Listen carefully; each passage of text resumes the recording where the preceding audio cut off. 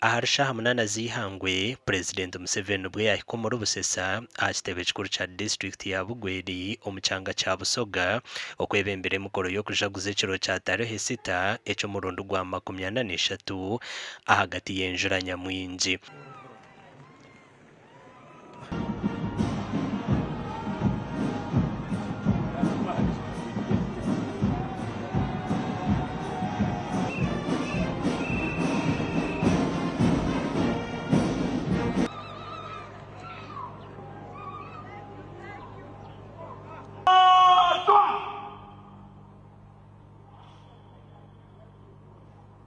The Sita celebrations therefore mark and recognize the heroism and gallantry exhibited by the founders of this revolution and the 41 patriots who made the foundation upon which the UPDF rests today as a people's army and a vanguard force.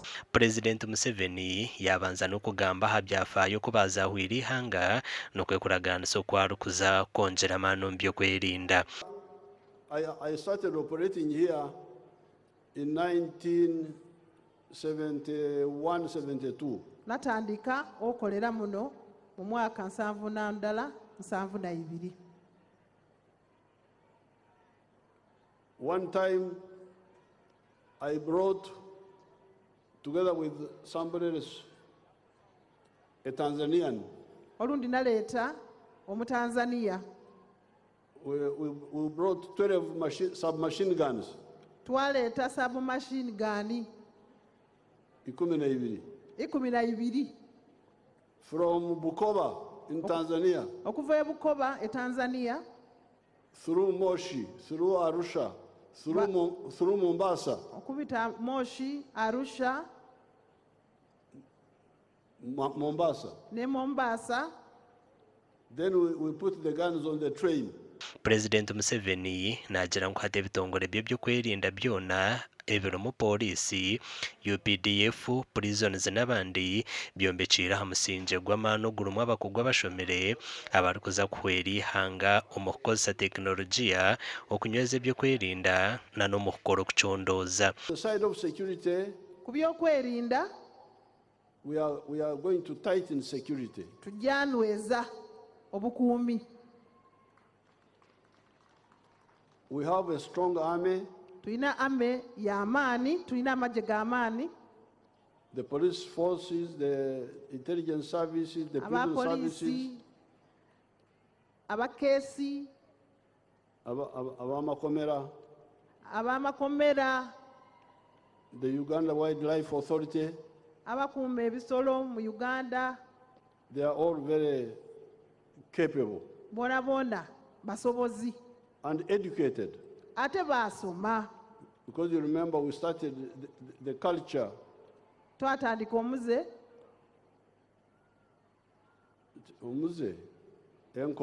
enkola. Museveni yasiima ihanga rya Tanzania na Mozambique ahabw'okubahweraho mu kuzahura ihanga hateekyeresireho enkwatanisa nungi hagati y'abantu ba bulijjo n'amahe. Ugandans to know aye ndikwenda abana Uganda mu manne that our liberation was not only by ourselves only. Okwenunula tikwali bo bonka.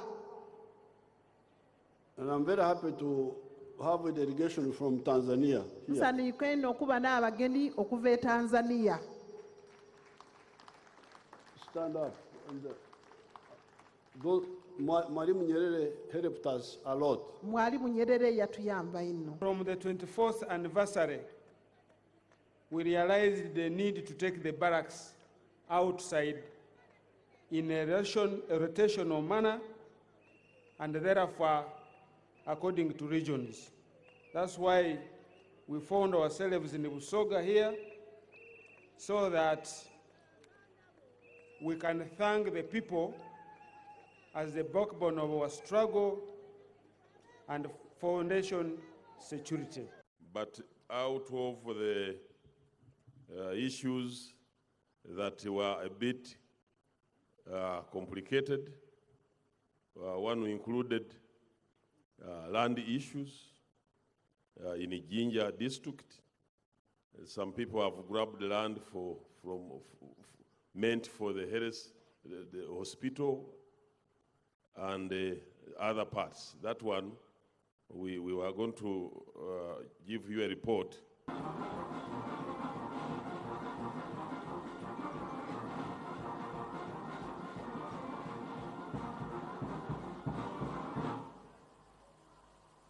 ogwaba guryo mukoro gwa 43 okwihaba amaheba NRA 41 n'embundu 27 bahamba barracks ya Kabamba okucungura ihanga. Aha bwa TV West ndi Elias Rutugusa.